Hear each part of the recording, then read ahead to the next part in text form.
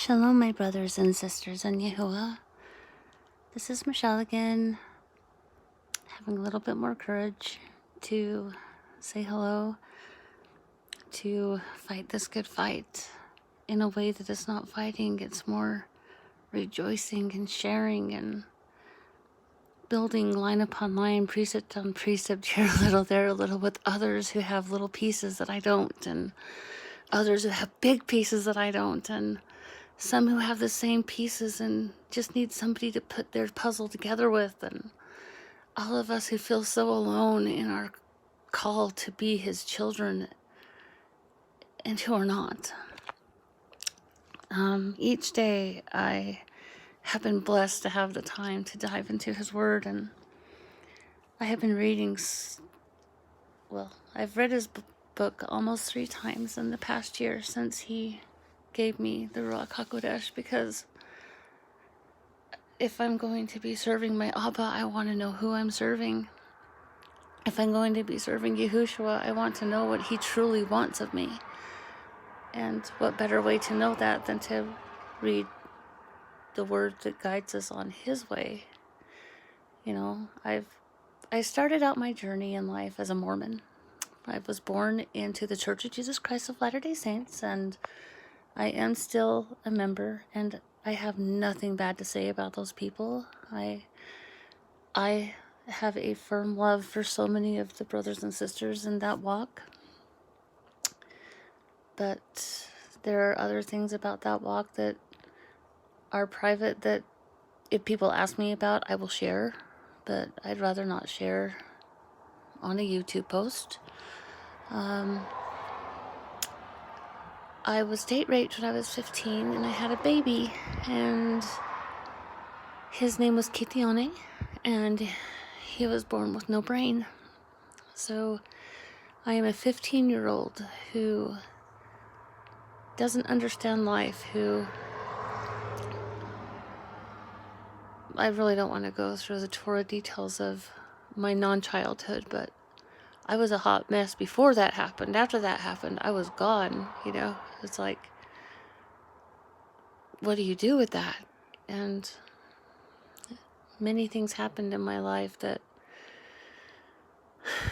made things difficult. And then I had a second child, and his name was Zachary, and he was beautiful, and he was supposed to be born a girl. But he aspirated in his sleep when he was 4 months old. Well, after this happened, I lost it. Like, I think I broke.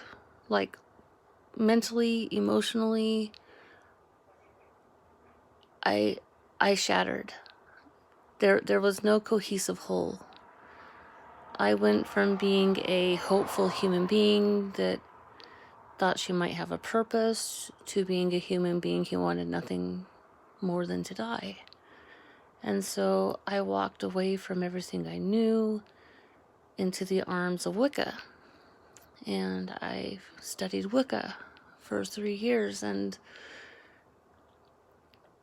because of things that happened in my past, I tinkered with other things like homosexuality, and when I left Wicca, I went into Buddhism because it just seemed so peaceful and it seemed so zen.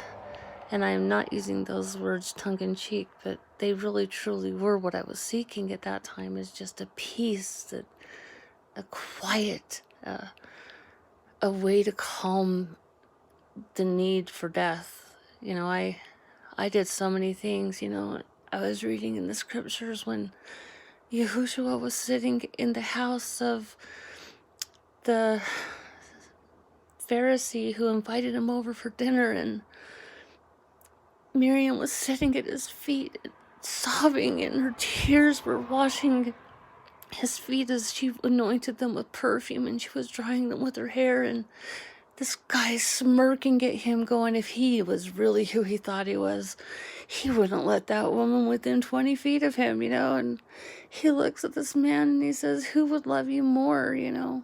This person who owes you 500 shekels, and you forgive the debt, or a person who owes you 50. And the Pharisee looks at me and says, well, the person who owes you 500. Of course, and in that moment, what he's trying to say. There's much love from one who is forgiven much, but there is not so much love for one who is forgiven little.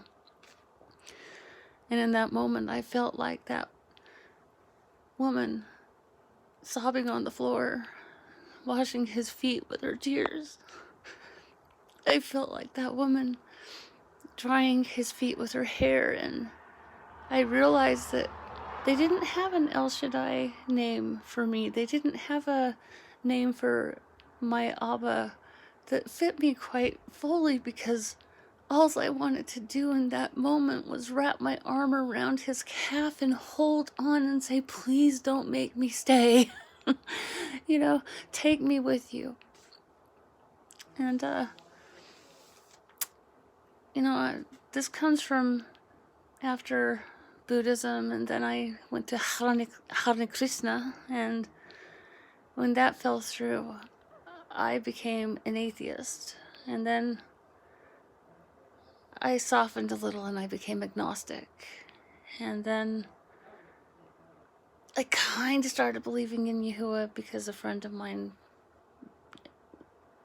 with my mom were reading the Bible while I was laying on the couch, and I was listening, and my mind works like that. I like to learn things. I like to put puzzle pieces together. I like to put a little piece here and a little piece there, and the light clicks on, and I get so excited to see how it fits together. And I can pretend all I want to that I'm asleep, but I have the ears of a bat. I was also born legally blind. And so light's not good for me, but my ears are great. And that slowly started my journey back into faith. And I went in very lukewarm, Then I kind of lukewarmly went into the Hebrew Roots movement, and then I kind of walked away from the Hebrew Roots movement and tried to become a polygamist without marriage. And then I realized the damage that was doing to not only my soul, but the soul of the other people in my life. And I walked away from that, and I wanted to end my life again because I felt empty.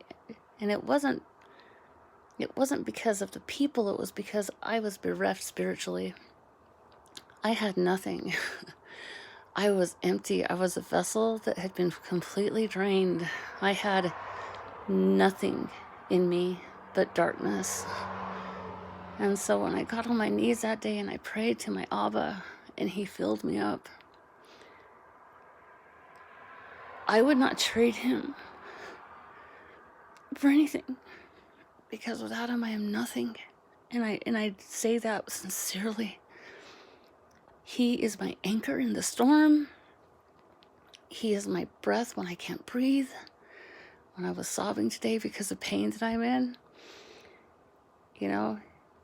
I knew he was watching me as I was wiping snot off my face, and I was begging him to forgive me for being such a sorry human being. And when I was done and I felt better and I had my shower and I was cleansed, and I'm like, Abba, thank you so much for loving me anyway.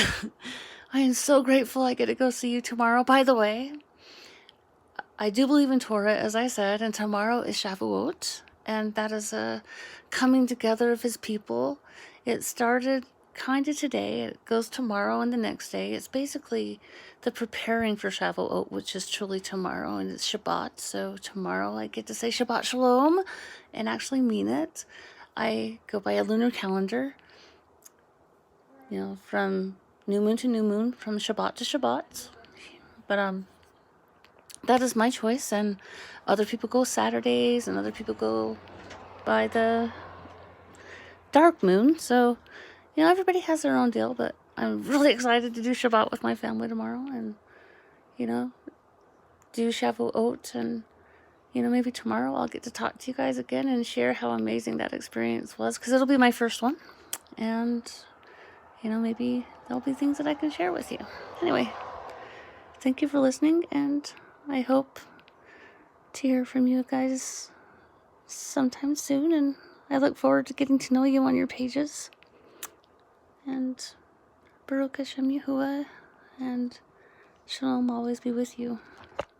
Bye, guys.